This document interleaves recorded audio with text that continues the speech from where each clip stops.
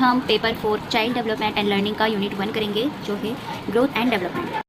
Growth क्या होती है? जब किसी चीज़ के साइज़ में, नंबर में या उसकी योग्यता यानी क्षमता, एबिलिटी में उसकी बढ़ोतरी होती है, तो हम उसको ग्रोथ कहते हैं। जैसे कि पहले आप कितने छोटे थे, है ना, उसके बाद आप बड़े हो गए और पहले आपकी एबिलिटी कुछ और थी। जब आप छोटे थे खाना वाना खुद से नहीं खा पाते, लेकिन अब आप खा सकते हो, पढ़ सकते हो, तो ये आपकी एबिलिटी में भी ग्रोथ हुई है। ठीक है।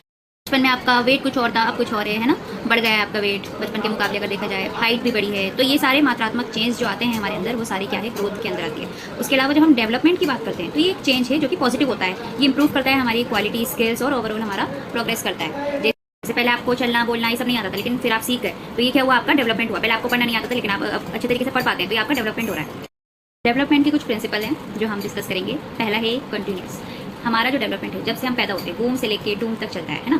जब आप पैदा होते हैं तब आप कुछ ना कुछ सीखते हैं, है ना। पहले आप किसी रोकर कम्युनिकेशन करते हैं, उसके बाद आपको बोलना चलना फिरना ये सब आता है। फिर आप और बड़े होते हैं, कुछ नया सीखते हैं, है ना, नई नई स्किल्स सीखते हैं। तो ये आपका जो डेवलपमेंट है वो चलता रहता है ना। जब तक हम कब्र में नहीं पहुंच जाते, कुछ ना कुछ सीखते रहते हैं। तो ये क्या है, कॉन्टिन्यूस होता है। दूसरा, ये एक पैटर्न में होता है। जैसे पहले बच्चा अपनी गर्दन संभालने सीखेगा, फिर बैठेगा, उसके बाद खड़ा होगा, चलना सीखेगा, तो एक पैटर्न फॉलो करता है ना। ये नहीं कि पहले बच्चा खड़ा होना सीख गया या चलना सीख गया, फिर उसके बाद उसको गर्दन संभालनी आ रही है, ऐसा नहीं है। एक पैटर्न फॉलो करता है। उसके बाद आता है इंडिविजुअल डिफरेंसेस। अब एक है खाते पीते घर का बच्चा, है ना, और एक है जिसको न्यूट्रिशन मिल नहीं पाते हैं, तो उसका जो डेवलपमेंट है उससे डिफरेंट होगा। ठीक है। तो ये अलग अलग बच्चों में अलग अलग तरीके का हो सकता है। किसी को पहले खड़े होना या चलना या बोलना आ गया, तो किसी में थोड़ा वक्त लग सकता है, लेकिन पैटर्न सेम रहता है। उसके बाद है रेसिप्रोकल, यानी डेवलपमेंट के सारे क्षेत्र जैसे सोशल, इमोशनल, कॉग्निटिव, ये सारे एक दूसरे पर असर डालते हैं या एक दूसरे को प्रभावित करते हैं। यानी जब तक बच्चा फिजिकली फिट नहीं होगा, वो चलना कैसे सीखेगा, है ना। उसका सोशल डेवलपमेंट कैसे होगा? अगर बच्चा ज़्यादा बीमार रहता है, वो किसी से ज़्यादा बात नहीं करेगा, है ना, तो उसका फिर सोशल डेवलपमेंट नहीं हो पाएगा। तो ये क्या है, चीज़ें एक दूसरे को प्रभावित करती हैं।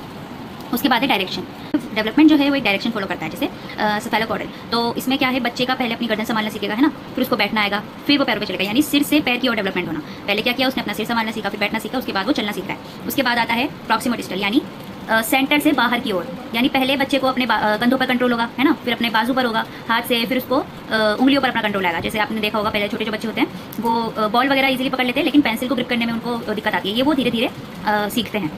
इसके अलावा जो डेवलपमेंट है वो सभी बच्चों पर सेम तरीके से लागू होता है ना, चाहे वो इंडिया के हो, अमेरिका के हो, सब बच्चे इन्हीं चीज़ों से गुजर कर बड़े होते हैं। पहले अपना सर संभालना सीखते हैं, है ना, उसके बाद बैठना सीखते हैं, उसके बाद चलना सीखते हैं। ऐसा नहीं है कि अमेरिका का बच्चा है तो वो पहले भागना सीख जाएगा, या इंडिया का बच्चा है तो वो पहले चलना सीखेगा, ऐसा नहीं है। सब एक सेम पैटर्न में बड़े होते हैं। कह सकते हैं कि ग्रोथ जो है हमारा क्वांटिटेटिव चेंज है, और जो डेवलपमेंट है वो क्वांटिटेटिव साथ में क्वालिटेटिव। ठीक है, क्वालिटी में जो चेंज है वो भी है, क्योंकि ग्रोथ जो है एक तरीके से डेवलपमेंट का ही, इसके फिजिकल डोमेन का ही पार्ट है। तो ये था हमारा यूनिट 1.1। आपको कोई डाउट हो तो आप कमेंट में पूछ सकते हैं। वीडियो को लाइक और शेयर जरूर कीजिएगा।